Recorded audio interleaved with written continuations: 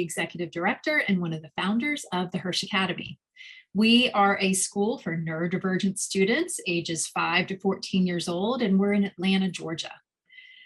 And we are in our 17th year, and we have made a lot of mistakes over our journey, and we've learned a lot. And guess what?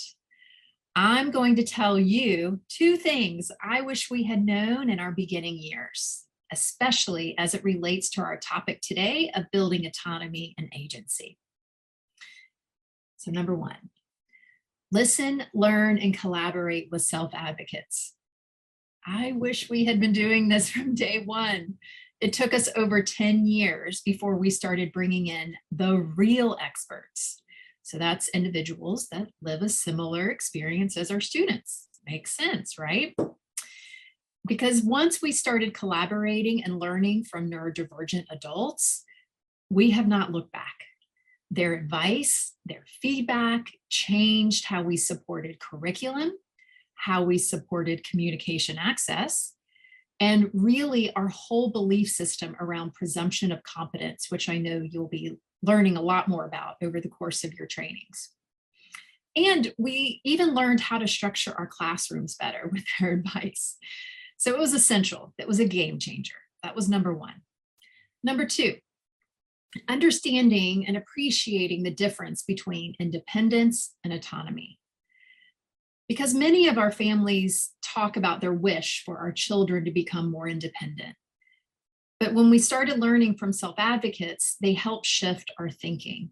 So for example, Amy Sequenza, who is a powerful self-advocate in our community, she asked, is anyone truly independent?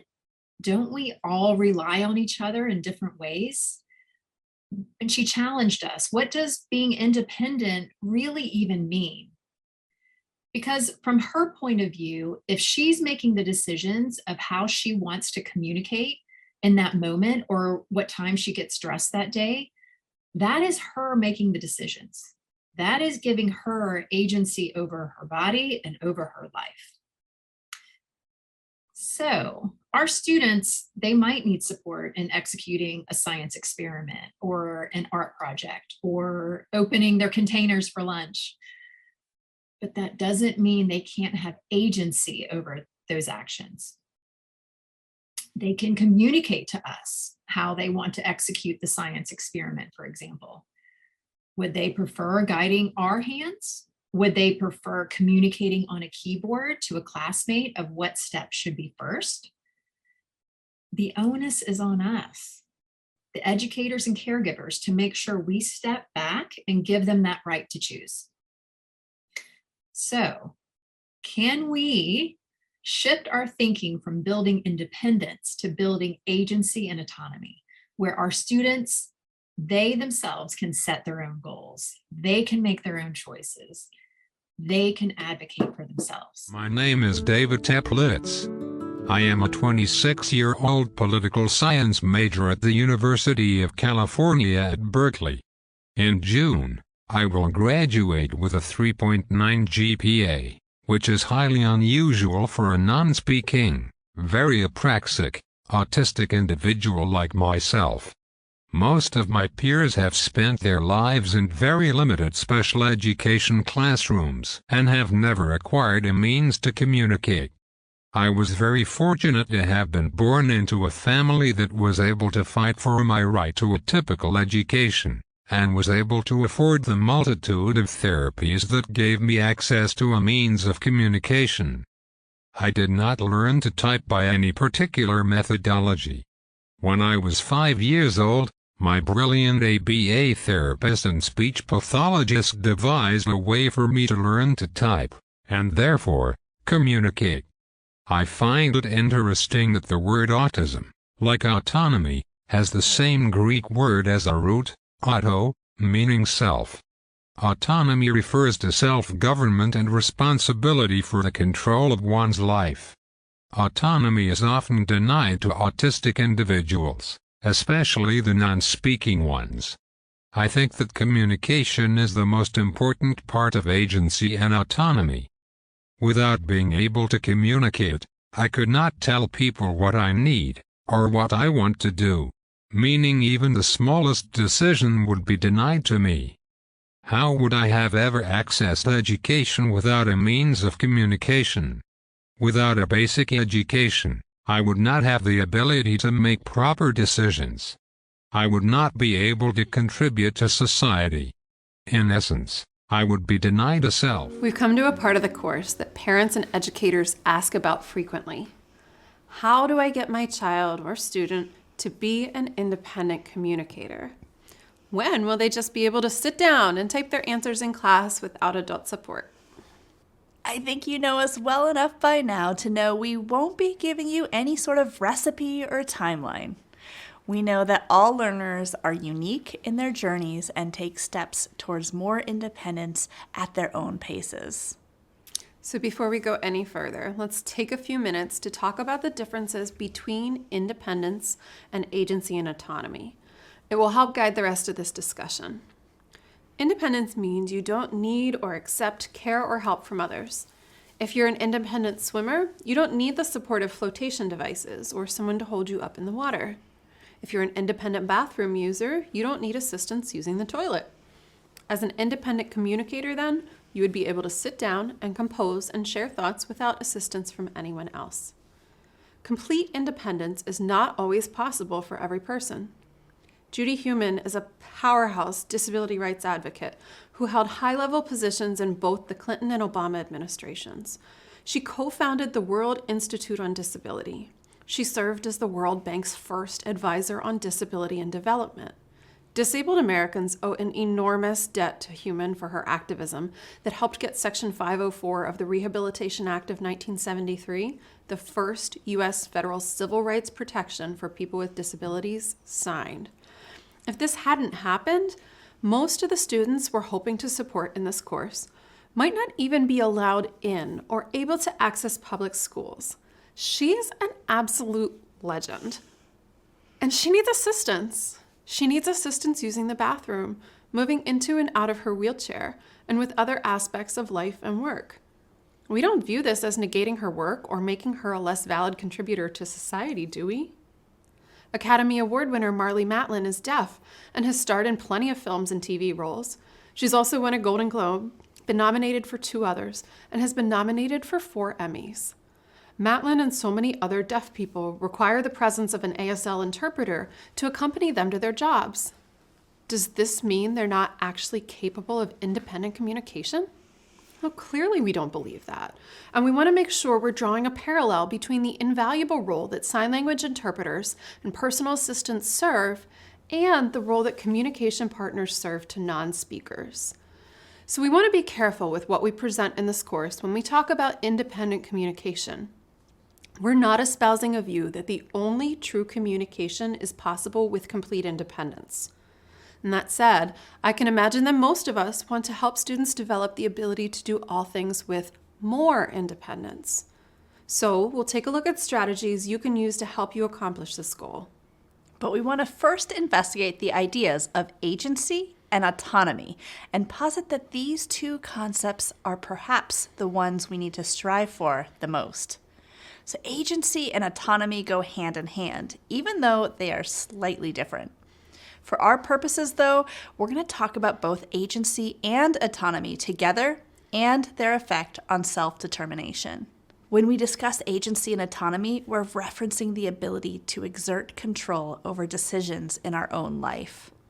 We recognize that the most important thing we want our students to achieve is a sense of agency and the autonomy to make and direct decisions about their personal lives. So these can be big decisions. Do they want to pursue college or enter a trade? Do they want to live at home or explore community living options? Or small decisions. Would they rather take the stairs or the elevator? Would they like to sit and watch the video in class or read the transcript? In this video that introduces this module, David Teplitz talks about how he made the decision to only apply to Cal Berkeley. His parents thought that was a silly decision, but they let him do it anyway. This is the perfect example of exerting agency in your own life. We want to foster skills to build students' autonomy and provide opportunities for them to make decisions on their own that have an impact on their environments, which could be as simple as deciding which location in a classroom works best for them. Maybe by the door, maybe in the back of the room where they can pace.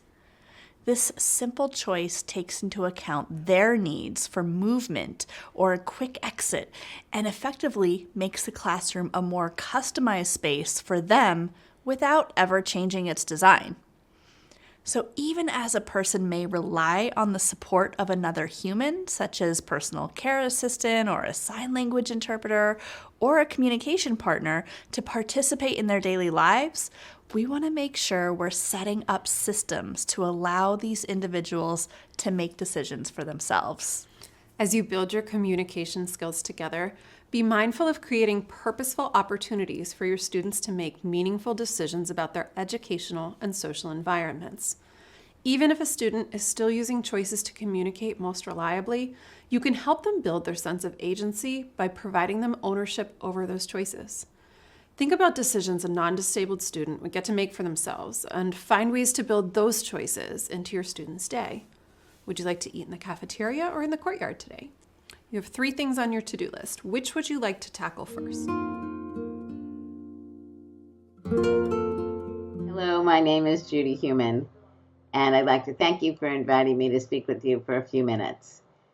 So, I guess the first time that I met someone who didn't have speech like myself was when I was about 9 years old, and I finally started going to school, and this was in the late 1950s, and I was in classes just for disabled children. I was in the middle of the 4th grade. And there were quite a number of children who had cerebral palsy, most of whom had some type of a speech disability. And most of the children I could understand once I knew them pretty well. And there were some children for whom augmentative communication would have been great. But at that point, there really was not an emphasis on AAC, and to the best of my knowledge, not even boards with words and letters, certainly not in the school that I was in. But as I got older and I began to meet more people who had speech disabilities, I also began to meet people who were using different forms of technology. Everything from my friend Hale, who has a board and wears a helmet with a wand, and pecks out the words and has words on his spelling board, to another person I knew in Mexico who used her foot to be able to do the same thing as my friend Hale did. And then I began to meet people who were using different forms of technology that varied for children versus adults. So one of my dear friends, Bob Williams, who I've known for a couple decades now, for those of you who know him, he uses an augmentative device that is a machine, and he communicates through the machine pretty typically. And so I really learned to value the importance of people being able to communicate and be respected for the way they are communicating. I think it's certainly fair to say that all too frequently, people who are not speaking with what I guess you could call traditional speech are not listened to, are not paid attention to in the same way. And that's really something that I've been involved with for many decades now, both by learning from my friends, but then when I worked at the Federal Department of Education and had responsibility over the Individuals with Disabilities Education Act. That's where I really began to see that school districts, in many cases, were either denying children the technology they needed for the ability to communicate effectively, or if they were receiving it, were frequently not allowing the children to take that technology home, which never made any sense to me. unless you really recognize that they didn't intrinsically understand that the communication devices they were using were enabling children, young adults, to communicate and gain agency over their lives. And so, one of the areas that I focused on when I was Assistant Secretary in the Department of Education in the Clinton administration was getting policy written and implemented that requires school districts to allow children and young adults to take their technology home. For those of you who are working with people who are AAC users or are working with families who are have children who are younger and may benefit from using AAC technology, it's really important that you understand how the various forms of technology which are out there really create opportunities for people to be part of the general community. My name is Samuel Capozzi. I am delighted to be with you all today. I am autistic, and I consider myself both minimally speaking and non-speaking. I do have speech, but it is minimal and at times unreliable. I use AAC to communicate, namely a laminated letterboard, wireless keyboard, and iPad. These AAC tools and the support of two outstanding communication partners allowed me to access higher education and graduate university with the highest honors. I also managed to get into law school, but that is deferred for now. It has been nearly 10 years since I've had a reliable means of communication. And as you can see, my whole world opened up and became brighter as I was able to really connect with people in the world around me. As you take this journey as potential communication partners, I believe you will discover that connection is key. Connection is vital for all of us to learn, grow, and flourish. I was homeschooled for most of my life because having an age-appropriate education in my school district at the time was simply non-existent. And although I didn't have my communication breakthrough until age 16, my parents tried to provide interesting, enriching, educational and social opportunities I wouldn't have had otherwise. Thankful for my hardcore parents. They literally never stopped looking for ways to improve my life, not change me, but open my world as widely as possible.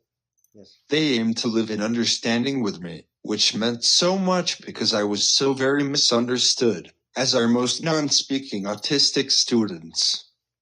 Offering understanding and developing it, like taking this course, is key to your growth and success as a potential communication partner and autism ally. You're on your way. My life has been full of situations when I have said no and the person has not listened, whether it was my mom, my sister, a teacher, or a friend.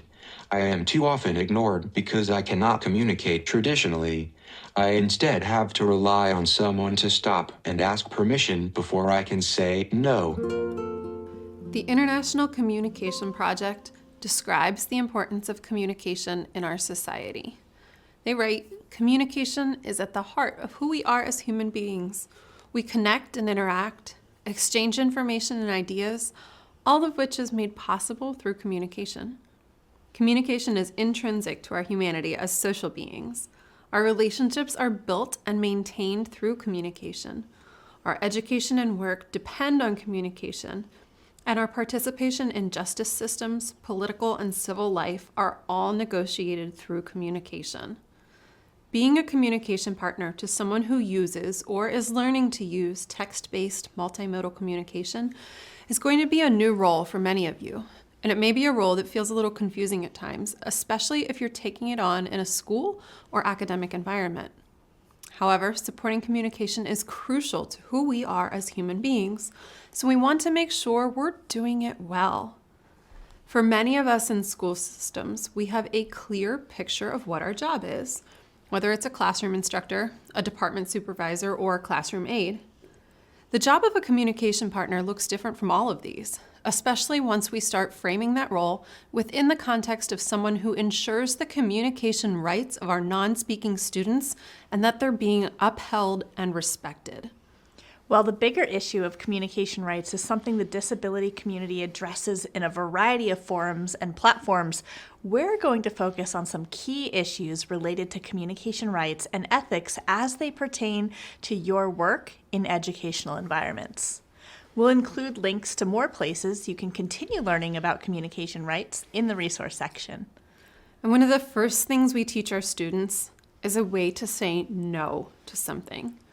Everyone should have the right and opportunity to refuse or decline as part of their agency in making daily choices, providing input, and having dissenting opinions. In our students' case, this may look like pointing to or typing the word no. It may look like shaking their head no or signing no.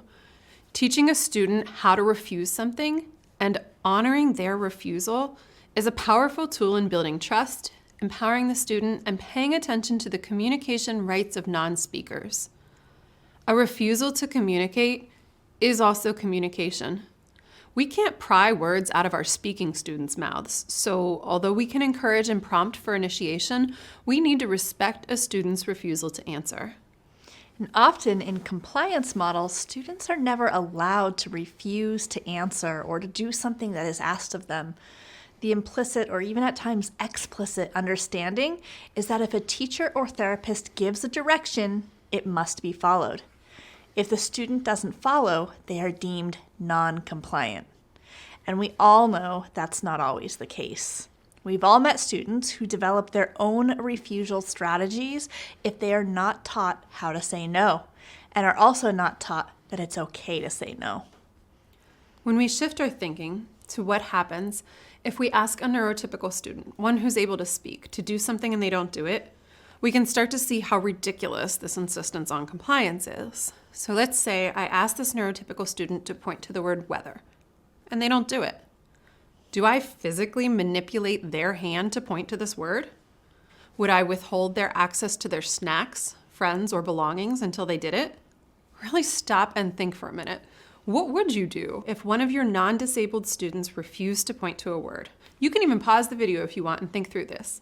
I know that as I was writing this module, I sat and thought through several different ways of how this would play out, and none of them involved me physically putting my hands on a child or withholding things from them.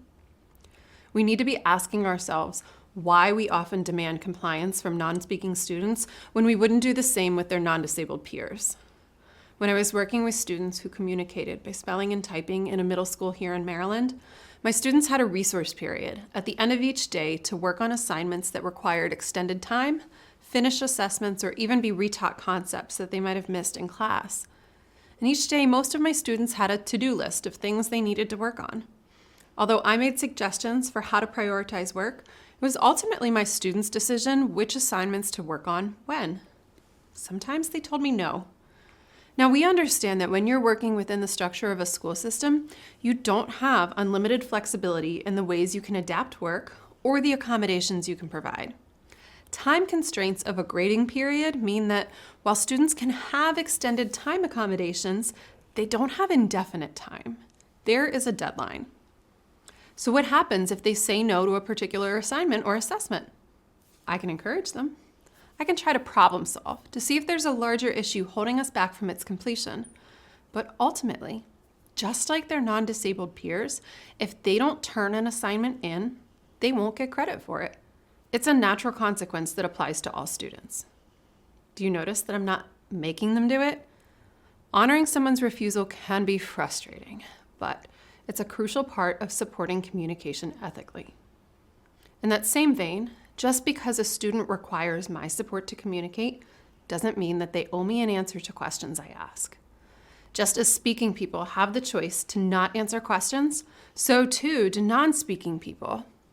This concept of honoring a refusal is important for all communication partners and staff who work with non-speaking students. It's also just as crucial to be aware of ways that even the best communication partners sometimes, and often unintentionally, restrict communication access. In addition to honoring the right to say no, let's talk about communication choice and access. So take a minute to think about your preferred method of communication. Many of you may prefer writing emails or typing texts.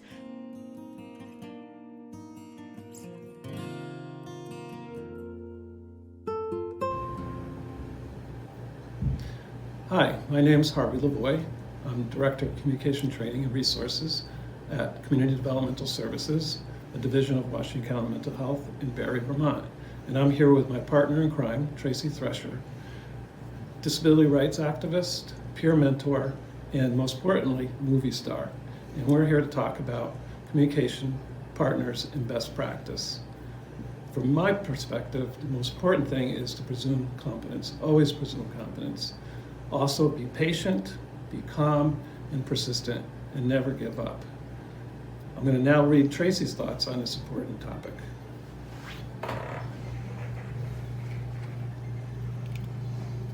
Best practice for communication partners, presume competence and include.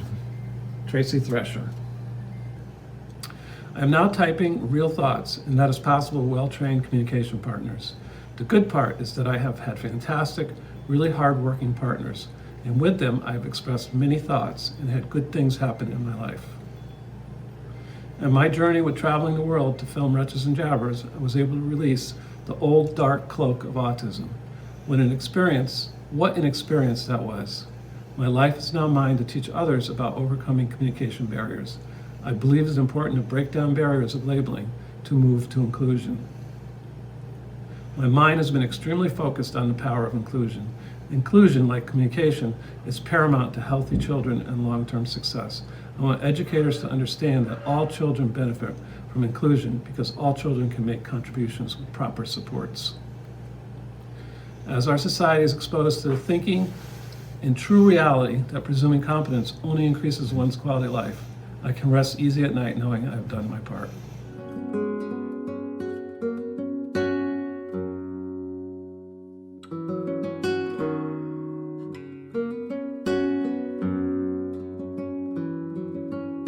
Nadia Rivka Okyung Son Fink is a 9th grade student who loves poetry, science, and history. She is a collector of ideas, images, dreams. She is proud of her recent work aimed at becoming a glorious bat mitzvah.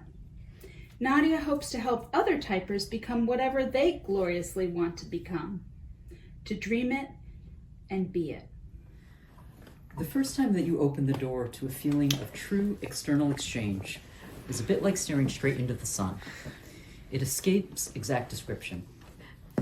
I would say that estimating the distance to far-off stars is easier than summoning the language to really describe technically, forget about emotionally, the intensity of the transition from telling only yourself thoughts to entering exchange with another person. Sarah, one of my parents, is pretty much the main listener.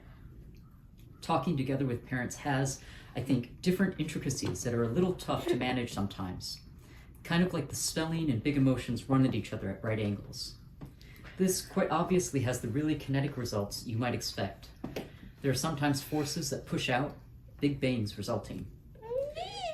Thankfully, it is often less intense with teachers. Nonetheless, these language and emotion vectors are something each typer and communication partner will need to navigate. Sorting or keeping out of waves of emotion is a tough, though integral step in being able to slip into a steady flow together.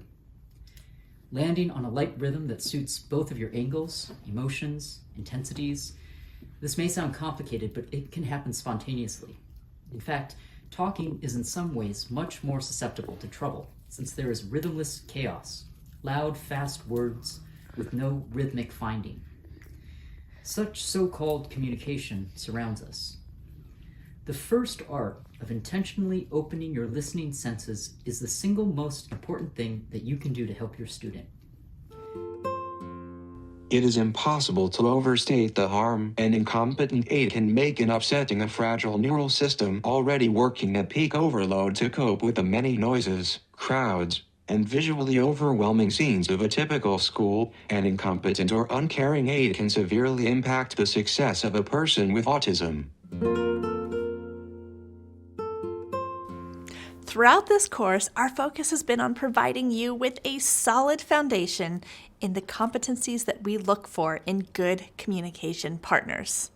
There are, unfortunately, too many people in our educational systems and the world at large who think that all that is necessary for effective communication is to just hold a board in front of a student or to find them the magic piece of technology that will unlock their inner words.